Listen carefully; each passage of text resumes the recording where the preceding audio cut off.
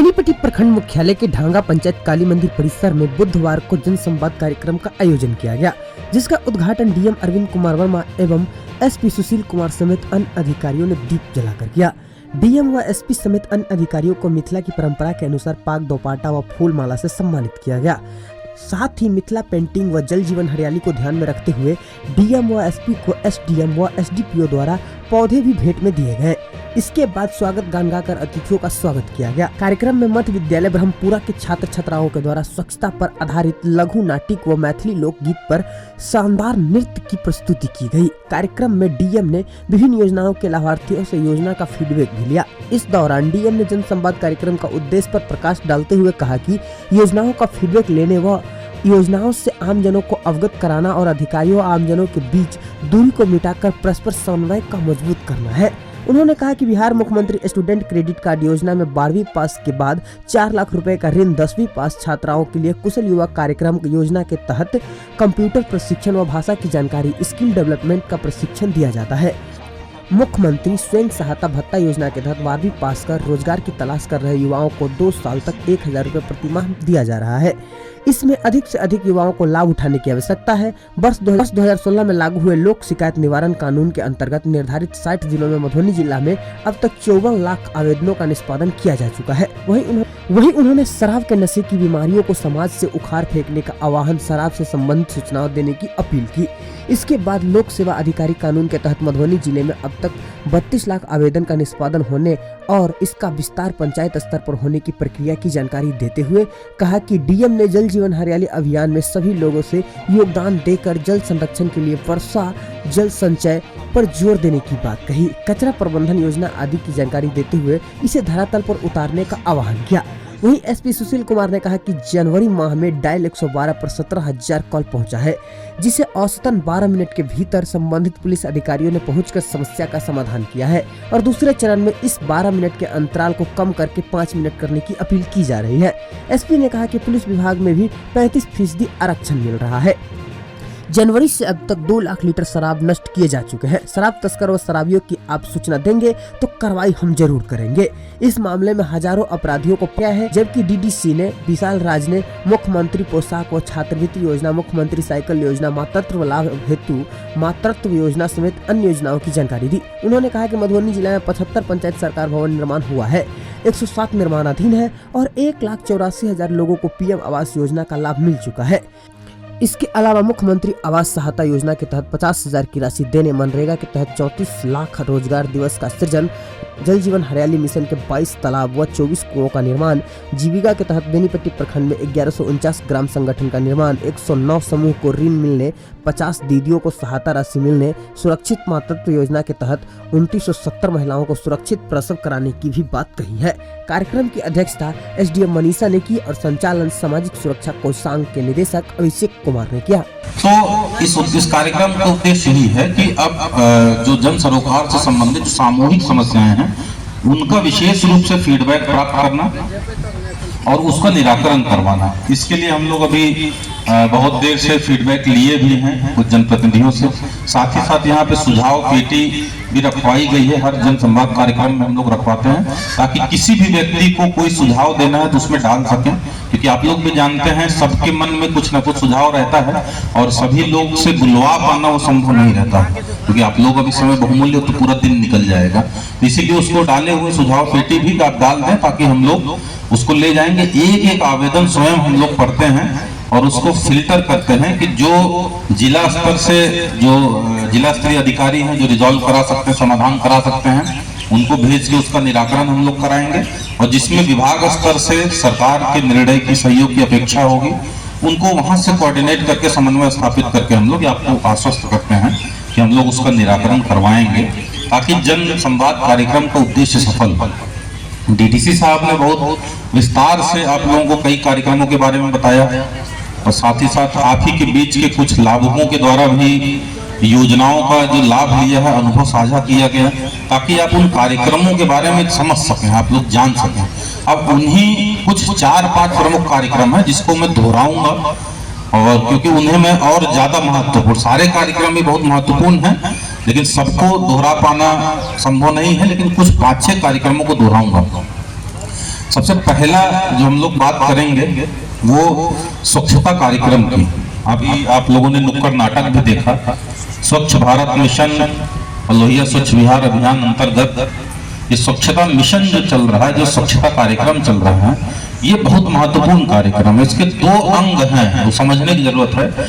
आप लोगों के सहयोग से आप लोग 2014 से ही ये आप लोग जान रहे हैं कार्यक्रम चल रहा था, और उसके तहत बहुत संख्या में जो लोग खुले में शौच में जाते थे, बहुत लोगों ने अपने घरों में ही शौचालय बनवाया प्रथम फेज में, प्रथम चरण में, और उसका प्रयोग भी करने लगे।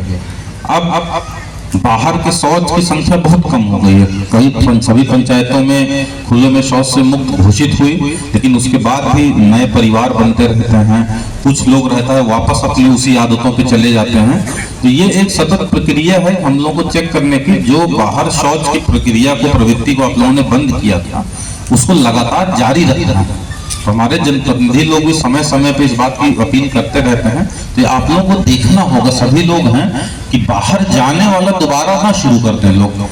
तो ये एक तो स्वच्छता कार्यक्रम में ये अपील रहेगी आप लोग कि थोड़ा ध्यान रखें कि बाहर जाने से जो बीमारियां फैलती थी, अगर घर में प्रयोग करने लगते हैं तो सब खत्म हो जाते हैं। तो उस चीज को बनाए रखना है, लोगों को प्रेरित करते रहना। जो भी बाहर दिखे सामाजिक स्तर पे ही उनको निंदित करके, उनकी निंदा करके उनको सुनिश्चित कराएं कि घरों में ही जाएं। लेकिन उसी का दूसरा चरण में अभी चल रहा है कि बीमारियों के कारण केवल शौच तो है नहीं खुले में, बल्कि जो गंदगी होती है उनसे भी बहुत गंभीर बीमारियां होती हैं। और आप लोग जान लें, जो प्लास्टिक है, जो घर का ट्यूबलाइट, बल्ब, बैटरी, ये सब जो इलेक्ट्रॉनिक वेस्ट कहते हैं इसको, ये सब कभी सड़ता गलता नहीं है। ये जहां पे आप फेंकते हैं वहीं पड़ा रह जाता है। और इसका फिर हम लोग जब किसी न किसी प्रकार से लगातार पिछले कई दिनों से कर रहे हैं, हर प्रखंड में सभी प्रशासन की टीम आपके बीच में आ रही है। और इसका मुख्य उद्देश्य यही है कि सरकार के द्वारा कई योजनाएं, जन कल्याणकारी योजनाएं चलाई जा रही हैं। सभी डिपार्टमेंट में अलग अलग योजनाएं चलाई जा रही हैं और ये काफ़ी लाभकारी योजनाएं हैं। लेकिन ये महसूस किया गया, हम लोगों ने भी देखा है कि ज़्यादातर लोगों को इसके बारे में पता नहीं होता है, जिसके कारण से उसका फ़ायदा उठा नहीं पा रहे हैं ज़्यादातर जो लोग हैं। तो उद्देश्य यही है इस जनसंवाद कार्यक्रम का कि आपको उन कल्याणकारी योजनाओं के बारे में बताया जाए, ताकि उसकी लाभ के बारे में बताया जाए, ताकि आप इसके बारे में इसकी फायदा उठा पाए, इसका लाभ उठा पाए। पुलिस के द्वारा भी कई योजनाएं, पुलिस विभाग में भी कई योजनाएं सरकार के द्वारा चलाई गई। मैं उसके बारे में थोड़ा सा ब्रीफ करूंगा। उसके पहले जो जनसंवाद का मुख्य उद्देश्य है वो है आप लोगों के साथ समन्वय स्थापित करना, पब्लिक के साथ, और जो बीच में एक गैप होता है वो कम करना, और आपका जो सुझाव है, आपका जो कंप्लेन है उसके बारे में जानना, आपकी जो अपेक्षाएं हैं हमसे उसके बारे में जानना, ताकि हम लोग अपनी सेवाओं को और आपकी अपेक्षाओं के हिसाब से सुधार कर पाएँ और अच्छा बना पाएँ। तो उस क्रम में हम लोग लगातार कोशिश करते हैं कि आपसे बात करते रहें। हमारी टीम जो है आपके पास जाए, आपसे पूछे, आपकी अपेक्षाओं को समझे, आपकी जो कंप्लेंट्स हैं उसको समझे। और उस क्रम में हम लोगों ने, पुलिस ने फरवरी माह में, इस साल 2023 के फरवरी माह में पुलिस जन सहभागिता मोटरसाइकिल रैली चलाई थी, जिसमें पुलिस की टीम, लगभग 220 पुलिस की टीम थी। वो हर गांव में, मधुबनी जिला के हर गांव में, लगभग 2000 से ज़्यादा गांव हैं और 3800 के आसपास वार्ड हैं, सभी गांव में पहुंच करके लगभग 11,000 किलोमीटर से ज़्यादा दूरी तय करके सभी लोग, और पहुंच करके सभी लोगों से बात किया, खास करके पुरुषों से, महिलाओं से, और जो बुजुर्ग हैं, युवाओं से, सभी वर्ग के लोगों से बात की गई और उनकी परेशानियों को समझने की कोशिश की गई, उनकी जो सुझाव है उनको समझने की कोशिश की गई। और हम लोगों ने लगभग 50,000 से ज़्यादा लोगों से फीडबैक लिया। लिखित फॉर्म भी भरा गया था लोगों के द्वारा। उसके अलावा सोशल मीडिया, खास करके व्हाट्सएप से हम लोग 50,000 से ज़्यादा लोगों को जोड़े हैं ताकि वो लगातार अपने फीडबैक, एक बार तो वो हम लोग गए, उसके बाद लगातार सोशल मीडिया के माध्यम से और व्हाट्सएप के माध्यम से लोग लगातार फीडबैक देते रहते हैं, जिसके कारण से हम लोग हैं अपनी सेवाओं को और सुधार करने में सफल हो पा रहे हैं। तो आप लोगों से भी अनुरोध होगा कि जरूर हमारे सोशल मीडिया से भी जुड़े, पुलिस के और मधुबनी पुलिस के, उसके अलावा व्हाट्सएप के माध्यम से भी अगर आपको कोई भी सुझाव हो, कोई भी परेशानी हो, उसके बारे में बताएं, हम लोग उसको जल्द से जल्द निवारण करने की कोशिश करेंगे। सरकार के पुलिस डिपार्टमेंट में चलाई गई है वो है डायल 112।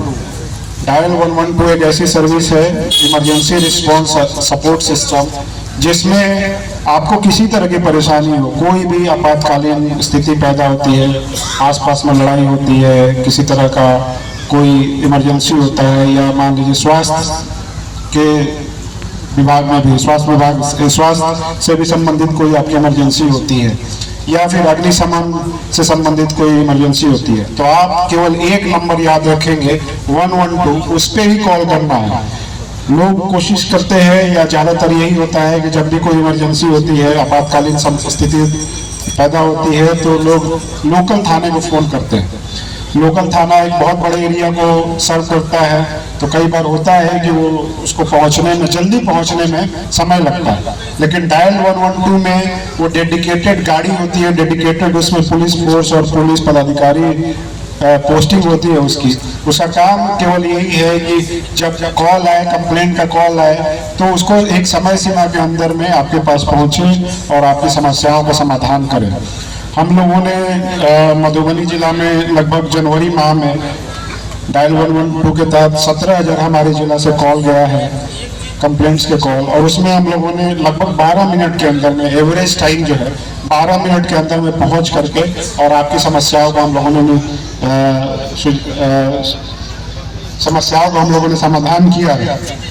हमारा यही आगे का लक्ष्य है दूसरे फेज में, कि ये जो 12 मिनट का समय लग रहा है, जो आपका कॉल आता है और आपके पास पहुंचने के लिए, जो हमारी 112 की गाड़ियां होती है, आपके पास पहुंचने में जो 12 मिनट का समय लगता है, उसको और कम करके 5 मिनट के अंदर में आपके पास पहुंच पाए। और इसके लिए सरकार ने दूसरे चरण में, अभी हाल ही में दूसरे चरण में लगभग 800 करोड़ से ज्यादा की गाड़ियों की स्वीकृति दी है, जो कि अब पहले शहरी क्षेत्रों में इसको सर्व किया जाता था, अब ये ग्रामीण क्षेत्रों में भी डायल 112 की सेवाएं स्टार्ट हो जाएंगी दूसरे, और मुझे लगता है कि 1 महीने से 2 महीने के अंदर में ये स्टार्ट हो जाएंगी। तो ये योजना जो है बहुत महत्वपूर्ण है आपकी किसी भी समस्या को सुलझाने के लिए। और मैं चाहूँगा कि आप जब जाएं अपने गाँव में, अपने पंचायत में, तो जरूर लोगों को इसके बारे में बताएं, क्योंकि हम लोगों का जो अनुभव है इस डायल 112 के बारे में ज़्यादातर लोगों को नहीं पता है, तो इसलिए वो इसका लाभ नहीं उठा पा रहे। तो आप लोग बताएंगे तो ज़्यादा से ज़्यादा लोग इसके बारे में जानेंगे और इसका लाभ उठा पाएंगे। आप हमारे मधुबनी न्यूज को फेसबुक पे देख रहे हैं तो पेज को लाइक करें, यूट्यूब से देख रहे हैं तो हमारे चैनल को सब्सक्राइब करें और बेल आइकन को दबाना ना भूलें।